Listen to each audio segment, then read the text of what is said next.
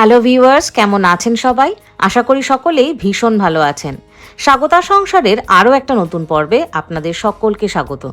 আমার আগের পর্বে আমি আপনাদের দেখিয়েছিলাম আমরা কিভাবে প্যারিসের ডিজনিল্যান্ড ঘুরে দেখলাম, আর পুরো ডিজনিল্যান্ড ঘুরে দেখার জন্য আমাদের কোথায় কিভাবে কত টাকা খরচা হলো সেই পুরো ডেসক্রিপশন আপনাদেরকে দিয়েছি। আমার আজকের পর্বে আমি আপনাদেরকে প্যারিসের সংলগ্ন আরও অন্যান্য জায়গা ঘুরে দেখাবো। আর প্রথম দিনই আমাদের আইফেল টাওয়ার ঘোরা হয়ে গেছে, তাই ওই দিকটায় আর আজকে যাচ্ছি না। এখন সময় সকাল 10টা মতন বাজে। আমরা মেট্রোতে উঠে পড়েছি। আমাদের প্রথম গন্তব্যস্থল হচ্ছে আজকে নট্রেডাম ক্যাথিড্রাল। আমরা আজকে বেরোনোর সময় আমাদের এয়ারবিএনবি থেকে ব্রেকফাস্ট সেরেই বেরিয়েছি। পেট ভরে খাওয়া দাওয়া হয়ে গেছে, আর সকালে চা কফিও খেয়েই নিয়েছিলাম। কিন্তু বাইরে বেরিয়ে দেখছি এখানে কিন্তু সূর্যের তাপ বেশ ভালোই, বেশ গরম লাগছে। তাই এখান থেকে একটা কোল্ড কফি কিনে নিচ্ছি আগে। এখানে আমরা দুজনের জন্য দুটো ফ্র্যাপে কিনে নিলাম। ওপরে আইসক্রিম রয়েছে আর তলায় কফি রয়েছে। রিয়ানের জন্য আলাদা করে আর কিছু কিনলাম না, ও বললো আমাদের এখান থেকেই খেয়ে নেবে। তাই ওপরে যে ক্রিম পোর্শনটা রয়েছে ওটা রিয়ানকে দিয়ে দিলাম, আর তলার কফিটা আমরা খেলাম। আমাদের এখানে বেশ বড় একটা পেপার কাপে করেই দিয়েছিল, কোয়ান্টিটিতে অনেকটাই রয়েছে। প্রত্যেকটা ক্যাফে দাম নিয়েছে 8 ইউরো করে, মানে ইন্ডিয়ান কারেন্সিতে বলতে পারেন 770 টাকার মতন এক একটা কফির দাম পড়েছে। মেট্রো স্টেশন থেকে নেমে ক্যাথিড্রাল অবধি যেতে পায়ে হেঁটে 10 মিনিট সময় লাগবে দেখাচ্ছে। তাই আমরা কফি খাওয়ার পর এই শহরতলির অলিগলির মধ্যে দিয়ে পায়ে হেঁটে ঘুরে বেড়াচ্ছি। চারিদিকে দোকান পাট, স্থানীয় মানুষের জীবনযাত্রা, এগুলো দেখতে কিন্তু বেশ ভালো লাগছে। চারিদিকে রাস্তাঘাটে দোকানে কিন্তু এইরকম ফ্রেঞ্চ ক্যাপ খুব বিক্রি হচ্ছে। তাই আজকে আমি যে জামাটা পরেছি তার সঙ্গে একদম মানানসই রঙের একটা ফ্রেঞ্চ ক্যাপ কিনে নিলাম, আর এর দাম পড়লো আমার 7 ইউরোর মতন, মানে ইন্ডিয়ান কারেন্সিতে ওই 670 টাকার মতন বলতে পারেন। দেখতে দেখতে আমরা একদম কাছাকাছি চলে এসেছি। আর এই ক্রসিংটা ক্রস করেই সামনে পড়বে আমাদের সেন রিভার। এই রিভারটা ক্রস করেই তার পাশেই আমরা দেখতে পারবো ক্যাথিড্রালটাকে। এই যে সামনে দেখতেই পাচ্ছেন ক্যাথিড্রালের এন্ট্রান্সের টাওয়ার দুটো দেখা যাচ্ছে। যদিও ক্যাথিড্রাল এখনো বন্ধ এখানে, কেননা আপনারা সকলেই জানেন হয়তো 2019 সালে এক বিধ্বংসী আগুনে এই ক্যাথিড্রালের অনেকটা অংশ কিন্তু পুড়ে যায়, আর তারপর থেকে শুরু হয়েছে রিস্টোরেশনের কাজ। তাই এখনো পর্যন্ত এটা পাবলিকদের জন্য ওপেন করা হয়নি। এখনো এখানে রিস্টোরেশনের কাজ চলছে বলে এই ক্যাথিড্রালটা বন্ধ করা। আপনাদের অনেকের মনে হতেই পারে যে আগুন লেগে যদি এই ক্যাথিড্রালটা বন্ধই থাকে, মানে রিস্টোরেশনের কাজ চলছে, তারপরেও এর সামনে এত লোকজন, এত ভিজিটার এখানে ভিড় করে দাঁড়িয়েছে কেন, কি দেখার আশায়? তার কারণ হচ্ছে এর কিন্তু ভীষণ ঐতিহাসিক গুরুত্ব রয়েছে। তার কারণ হচ্ছে জিজাসের থর্ন ক্রাউন, মানে যে কাঁটার মুকুটটা একদম মারা যাওয়ার সময় তার মাথায় ছিল, সেই কাঁটার মুকুটটা কিন্তু এখানেই সংরক্ষণ করে রাখা রয়েছে। আর সেইটাকে দেখার জন্য বহু দূর দূর থেকে মানুষ ছুটে আসে এখানে। এই যে সামনে যে পোস্টারগুলো রয়েছে, যেগুলো কাঁচ দিয়ে ঢাকা, এই পোস্টারগুলোর মধ্যে কিন্তু এরা এই ক্যাথিড্রালের বিভিন্ন ইতিহাস সুন্দর করে লিখে রেখেছে, যাতে যারা ভিজিটার আসছে তারা এগুলো ছবি সমেত পড়তে পারে। এই ক্যাথিড্রালটা কিন্তু ভেতরটা খুবই সুন্দর, গথিক আর্কিটেকচারের একটা ভীষণ সুন্দর নিদর্শন এই ক্যাথিড্রাল। 420 ফুট লম্বা এবং 157 ফুট চওড়া এই ক্যাথিড্রালের নির্মাণ কার্য শুরু হয়েছিল 1163 সালে কিং লুইস দ্য সেভেন্থের আন্ডারে, এবং এটা শেষ হয়েছিল 1345 সালে। তার মানে বুঝতেই পারছেন প্রায় 200 বছরের কাছাকাছি এই ক্যাথিড্রালটা নির্মাণ করতে সময় লেগেছে। আর এই ক্যাথিড্রালের ভেতরে কাঁচের ওপর যে কারুকার্য করা রয়েছে সেগুলো নাকি ভীষণই নজর কাড়া। যদিও এর ভেতরে ঢুকতে পারলাম না, তবু আমি ছবিতে তো দেখেছি এই ক্যাথিড্রালের পুরনো যে ছবিগুলো রয়েছে ইন্টারনেটে, সেই ছবিগুলো আমি দেখেছি। অপূর্ব সুন্দরের কারুকার্য, এবং মনের মধ্যে ইচ্ছে রইল যখন এটা রিস্টোরেশন কাজ শেষ হয়ে যাবে তখন অবশ্যই এখানে আবার ফিরে আসব ক্যাথিড্রালটাকে ভেতর থেকে দেখার জন্য। এই যে ক্যাথিড্রালের পাশ দিয়ে বয়ে চলেছে প্যারিসের বিখ্যাত সেন রিভার। আইফেল টাওয়ারের ওপরে উঠলে পুরো নদীর কিন্তু ভীষণ সুন্দর একটা ভিউ পাওয়া যায়। আমরা যখন আইফেল টাওয়ারে উঠেছিলাম তখন পুরো নদীর গতিপথটা দেখতে কিন্তু বেশ ভালো লাগছিল। নদীর বুকে এরকম বোট চলাচল করে, সেখানে ঘন্টা হিসাবে টিকিট করে এই পুরো ট্যুরটা নেওয়া যেতে পারে। যদিও আমরা এবারে আমাদের ট্রিপে এই ট্যুরটা নেইনি, কারণ আমাদের হাতে সময় ছিল না। তবে আপনাদের হাতে যদি সময় থাকে তবে এই ট্রিপটা কিন্তু আপনারা করতেই পারেন, মন্দ লাগবে না। এখন আমাদের পরের গন্তব্যস্থল হচ্ছে প্যারিসের বিখ্যাত লুভ্রে মিউজিয়াম দেখা। আর সেই জন্যই আমরা গুগল ম্যাপ ধরে এগিয়ে যাচ্ছি। এখানে ম্যাপে সময় দেখাচ্ছে নট্রেডাম ক্যাথিড্রাল থেকে লুভ্রে মিউজিয়াম অবধি যেতে পায়ে হেঁটে প্রায় 20 মিনিট মতন সময় লাগবে। আমরা সেই ম্যাপ ধরেই এগিয়ে চলেছি। পথে দেখলাম এরকম একটা ছোট্ট মেলার মতন বসেছে, বেশ টুকটাক জিনিসপত্র পাওয়া যাচ্ছে। তাই জিনিসগুলোর দোকানের মধ্যে একটু উঁকি মারতে মারতে আমরা আমাদের পথে এগিয়ে চললাম। টানা এতক্ষণ হেঁটে হেঁটে রিয়ানের পায়ে বেশ ব্যথা করছে, সেই জন্য হাঁটার পথে এই একটা বড় বিল্ডিং দেখতে পেলাম, যার সামনেটায় বেশ ভালো ছাওয়া রয়েছে। তাই এখানে আমরা একটু বসে জিরিয়ে নিলাম। মিনিট 5-7 এখানে বসে একটু পাটাকে জিরিয়ে নিয়ে আবার শুরু করলাম হাঁটা। এখান থেকে আর 3-4 মিনিট হাঁটলেই আমরা পৌঁছে যাব মিউজিয়ামে। এই বিল্ডিংটা হলো এখানকার একটা বহু পুরনো এবং বিখ্যাত থিয়েটার, যেখানে এখনও নানান রকম মিউজিক্যাল কনসার্টস হয়। ওখান থেকে রাস্তা পেরিয়ে এই নদীটা ক্রস করলেই আমরা পৌঁছে যাব মিউজিয়ামের এন্ট্রেন্সে। এই দেখুন, এইখানটায় কিন্তু সেন নদীটা অনেকটা বেশি চওড়া হয়ে গেছে। নদীর জলের পরিমাণ কিন্তু এখানে অনেকটাই বেশি। আর এই যে দেখুন সামনে কত বোট রাখা রয়েছে, এখান থেকেই খুব সম্ভবত ট্রিপগুলো শুরু হয়। এই যে সামনে একটা লম্বা বিল্ডিং দেখতে পাচ্ছেন, এই টানা লম্বা বিল্ডিংটাই কিন্তু মিউজিয়ামের এন্ট্রেন্স। আর আমরা এখন হেঁটে হেঁটে সেই দিকেই এগিয়ে যাচ্ছি। এন্ট্রেন্স দিয়ে সোজা ঢুকে আসতেই প্রথমেই চোখে পড়ল এরকম একটা বিশাল বড় কোর্টইয়ার্ড। এই কোর্টইয়ার্ডে চারিদিকেই দেখুন এরকম বিল্ডিং রয়েছে, আর সেই বিল্ডিংয়ের গায়ে যে কাজ করা রয়েছে তা দেখলে যেন চোখ জুড়িয়ে যায়। তাই সব মানুষেরা কিন্তু এখানে দাঁড়িয়ে এখানকার ছবি তুলছে। তাই আমরাও এখানে দাঁড়িয়ে একটু ছবি তুলে তারপর আস্তে আস্তে এগোলাম পাশের এন্ট্রেন্সটার দিকে, যেখান থেকে মেন মিউজিয়ামে ঢোকা যাবে। মে মাস পড়ে গেছে বলে গরমের তাপমাত্রা কিন্তু বেশ আস্তে আস্তে বাড়ছে।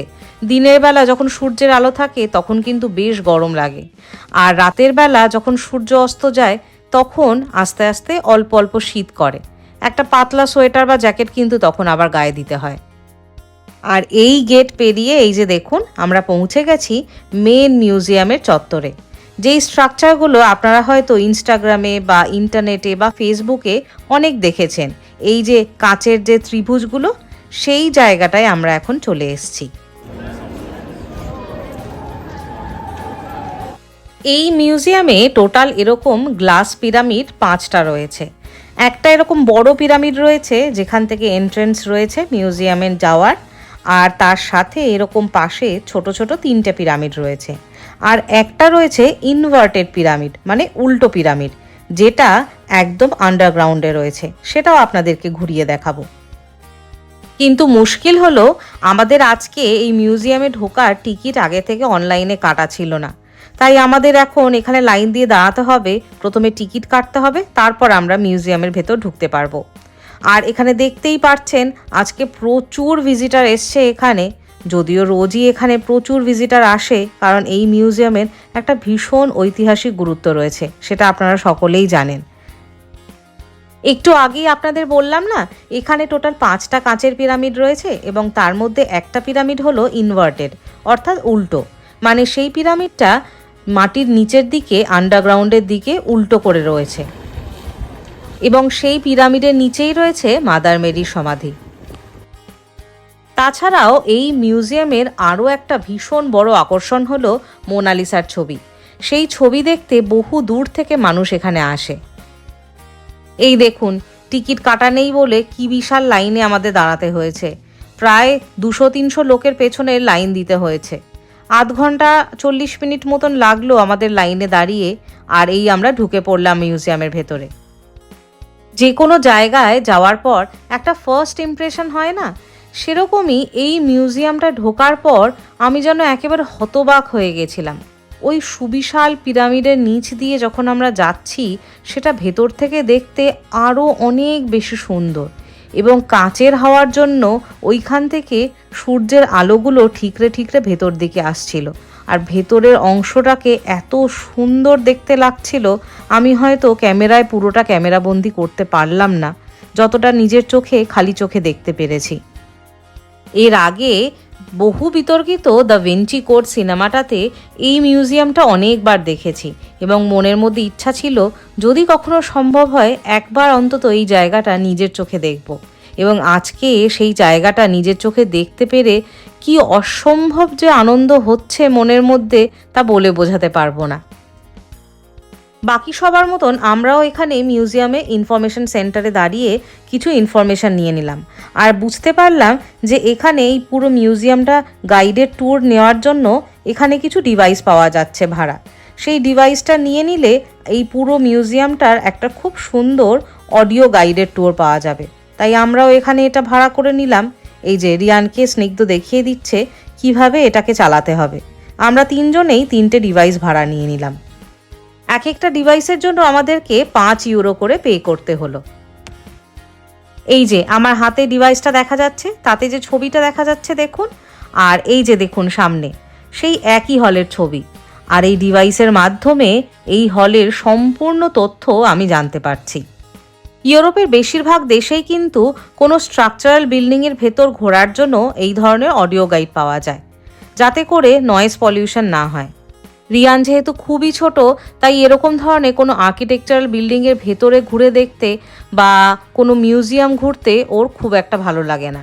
খালি বলে, মাম্মা আমরা এক ঘর থেকে আরেক ঘরে যাচ্ছি, একই রকম জিনিসপত্রই তো দেখতে পাচ্ছি, তাহলে আমরা এখানে কেন ঘুরছি, চলো অন্য কোথাও যাই। এই অডিও গাইডের ডিভাইসটা হওয়াতে বেশ সুবিধা হয়েছে, রিয়ানকে একটু এঙ্গেজ রাখা যাচ্ছে। এটা ওটা বোতাম টিপে টিপে আর নানান রকম হিস্ট্রি শুনে শুনে ও তাও একটু কিছুর মধ্যে এঙ্গেজ রয়েছে, না হলে সমানে অস্থির হয়ে যেত আর বারবার বলতো চলো মাম্মা বাইরে চলো, আমার আর এখানে ভালো লাগছে না এগুলো দেখতে।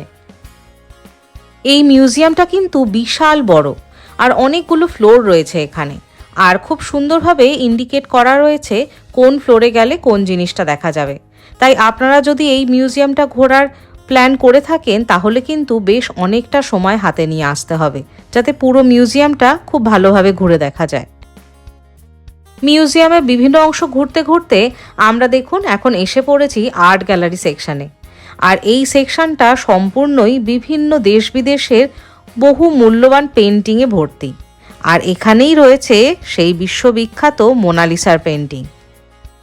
আমরা চারিদিকে ইন্ডিকেশন দেখে খুঁজতে খুঁজতে এই এখন এসে পড়েছি সেই ঘরটাতে, যেই ঘরের মধ্যে মোনালিসার পেন্টিং রয়েছে।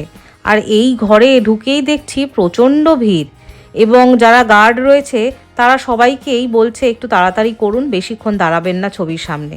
বহু লোক এখানে দেখছি লাইন দিয়ে দাঁড়িয়ে রয়েছে আমাদের আগের থেকেই, ওই পেন্টিংটাকে একটু কাছ থেকে দেখবে বলে।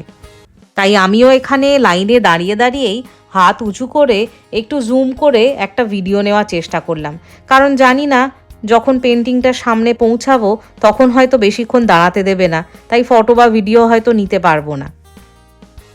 স্নিগ্ধ যেহেতু খুব সুন্দর আঁকতে পারে, ছোটবেলা থেকেই আঁকা শিখেছে, তাই ওর খুব ইচ্ছা ছিল একবার এই পেন্টিংটাকে নিজের চোখের সামনে থেকে দেখার, আর আজকে ওর বহুদিনের একটা শখ পূরণ হলো। অডিও গাইডের দৌলতে মোনালিসার এই পেন্টিং সম্পর্কে বহু অজানা তথ্য পেলাম, আর তার মধ্যে সবথেকে নজর কাড়া তথ্য আমার লেগেছে মোনালিসার দুটো চোখের মধ্যে ডান দিকের চোখটা কিন্তু ক্যানভাসের একদম মিডলে পেইন্ট করা রয়েছে। এতদিন ধরে এই ছবিটা দেখেছি, কোনোদিন কিন্তু এরকমভাবে খেয়াল করিনি, আজকে অবাক হয়ে সেটাই দেখলাম প্রথমে। এছাড়াও এখানে বেশ কিছু পেন্টিং রয়েছে যেগুলো বিশাল বড় আকারের। এই যে দেখুন সামনের পেন্টিংটাই, মানুষটার সামনে দাঁড়িয়ে রয়েছে, তার তুলনায় পেন্টিংয়ের সাইজটা দেখে বুঝতেই পারছেন যে এই পেন্টিংটার আকার কত বড় হতে পারে। আর তার থেকেও বেশি অবাক লাগে আজ থেকে এত বছর আগে এত নিখুঁত হাতের কাজ, এত সুন্দর রঙের কাজ কি করে সম্ভব, এটা মানুষ কি করে পারত এত নিখুঁতভাবে আঁকতে। আমরা পুরো মিউজিয়ামটা ঘুরতে ঘুরতে এখন চলে এসেছি এই যে দেখুন সামনে কি, সেই ঐতিহাসিক ইনভার্টেড পিরামিডের নিচে। এই গ্লাস পিরামিড ইনভার্টেড, আর তার কারণটা আপনাদেরকে একটু আগেই বলেছি। আর এই ইনভার্টেড পিরামিডের নিচেই রয়েছে মাদার মেরির সমাধি। তাই বহু মানুষ এখানে অবাক চোখে দাঁড়িয়ে এই পিরামিডটা দেখছে। এক্ষুনি যে ইনভার্টেড পিরামিডটা দেখালাম সেটা কিন্তু মিউজিয়ামের একদম শেষেই রাখা রয়েছে। আর তারপর রয়েছে এরকম একটা লম্বা রাস্তা, যার দুপাশে এরকম সারি সারি বড় বড় ব্র্যান্ডের দোকান রয়েছে। এই রাস্তা দিয়ে এগিয়ে গেলেই এটা কিন্তু ইন্টারকানেক্টেড মেট্রো স্টেশনের সঙ্গে। এই মেট্রো স্টেশনে করে আপনাদের পরবর্তী গন্তব্যস্থলে খুব সহজেই পৌঁছে যেতে পারবেন। আমরাও সেই মতন মেট্রো ধরে চলে এসেছি আমাদের পরবর্তী গন্তব্যস্থলে। এখন আমরা ঘুরে দেখব আর্ক দে ট্রায়াম্ফ। আপনারা হয়তো এই মনুমেন্টটা বিভিন্ন জায়গায় দেখে থাকতে পারেন। বিভিন্ন বড় বড় ফ্যাশন শোতেও কিন্তু এই মনুমেন্টটা দেখা যায়। এই যে একটু জুম করে এখানে পজ করে ভিডিওটা দেখে নিন। এই মেট্রো স্টেশনে নামলে মেট্রো স্টেশনের ঠিক উল্টো দিকেই আপনারা এই আর্কটা দেখতে পারবেন। বিখ্যাত এই মনুমেন্টের ওপরেও মানে রুফটপেও কিন্তু ওঠা যায়, তার জন্য আলাদা করে টিকিট কাটতে হয়। আর তাতে প্যারিস শহরের ভীষণ সুন্দর একটা ভিউ পাওয়া যায়। আমরা যেহেতু আগেই আইফেল টাওয়ার থেকে একটা খুব সুন্দর ভিউ পেয়ে গেছি, সেই জন্য সময় নষ্ট করে আর এই উপরে উঠলাম না।